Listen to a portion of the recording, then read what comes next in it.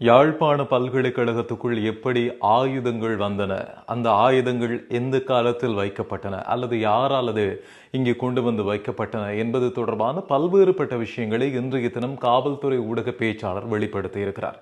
என்ன சொல்லியிருக்கிறார் என்பதை விரிவாக ஆராய்கின்ற காணொளி இது. இன்ஃபோ தமிழ் நேயர்களுக்கு வணக்கம்.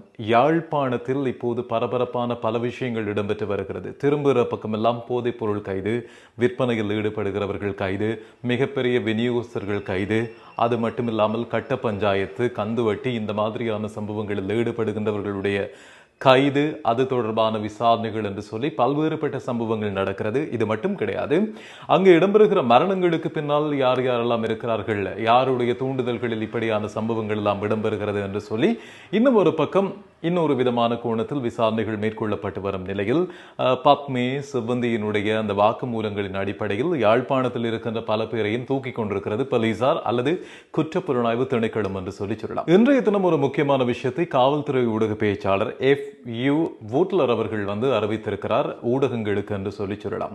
கடந்த 31ஆம் தேதி அனைவரையுமே பரபரப்பாக்கிய ஒரு விஷயம் அல்லது யாழ்ப்பாணத்தை பரபரப்பாக்கிய விஷயம், யாழ் பல்கலைக்கழகத்தினுடைய நூலக கூரை கீழ் கண்டெடுக்கப்பட்ட வெடி மருந்துகள் தொடர்பான எல்லா விஷயங்களுமே எல்லா இடங்களிலும் பேசப்பட்டது. எப்படி பல்கலைக்கழகத்துக்குள் இப்படி வெடி மருந்துகள் அல்லது வெடிப்பொருட்கள் அங்கே வந்து சேர்ந்தன என்பது புரியாத புதிராக இருந்தது.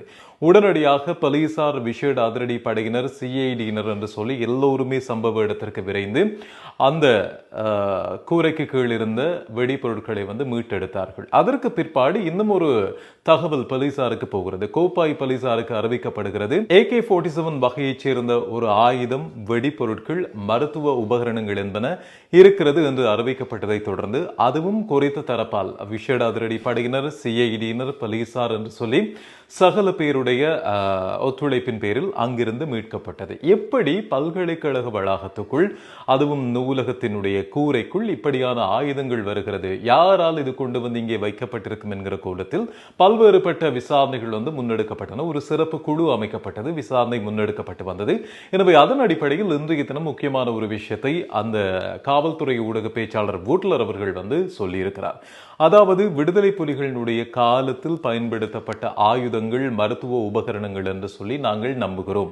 அந்த காலத்திலேயே இது இங்கே கொண்டு வந்து வைக்கப்பட்டிருப்பதற்கான வாய்ப்புகள் இருக்கிறது என்று சொல்லியும் நாங்கள் ஊகிக்கிறோம். இது மட்டுமில்லாமல் இது இப்போதைய காலத்தில் அல்லது இன்னும் சில நாட்களுக்கு முன்பாக இந்த காலகட்டத்தில் வைக்கப்பட்ட ஒரு பொருளாக இருக்க வாய்ப்பில்லை. எனவே இது தொடர்பான விசாரணைகளை இப்போது நாங்கள் முன்னெடுத்திருக்கிறோம். தனிப்பட்ட ரீதியில் ஒரு குழு அமைக்கப்பட்டிருக்கிறது. இந்த ஆயுதங்கள் எப்படி வந்தன, யாரால் கொண்டு வரப்பட்டன, எப்படி பாதுகாக்கப்பட்டது என்பது தொடர்பான பல்வேறுபட்ட விசாரணைகளை மேற்கொள்கிறோம். சரியான முடிவுகள் தெரிய வருகின்ற போது அதை ஊடகங்களுக்கு அறிவிப்பதற்கு தயாராக இருக்கிறோம். அது மட்டுமல்ல, ஏற்கனவே யாழ் பல்கலை தொடர்பான பல்வேறு விமர்சனங்கள், பல்வேறு பிரச்சனைகள் இருக்கிறது. அது உள்வீட்டு பிரச்சனையாகவும் பல்வேறு சிக்கல்கள் இருக்கிறது. அது தொடர்பிலும் விசாரணைகள் இடம்பெற்று வருகின்றன. எது எப்படி இருப்பினும் இந்த ஆயுதங்கள் சமீபத்திய நாட்களில் வைக்கப்பட்ட ஆயுதங்கள் கிடையாது. ஆனால் நாங்கள் அந்த கோணத்திலும் ஆய்வுகளை செய்து வருகிறோம், சோதனைகளை செய்து வருகிறோம். இதையும் கடந்து இலங்கையில் ஆயுத கலாச்சாரம் இப்போது மீண்டும் தலை தூக்கி இருக்கிறது. சமீபத்திய நாட்களாக பார்த்தால் இந்த ஆயுதங்களுடைய பாவனை, ஆயுதங்களை வைத்திருக்கிறவர்களுடைய கைது பல்வேறு விஷயங்களை வெளியே கொண்டு வருகிறது.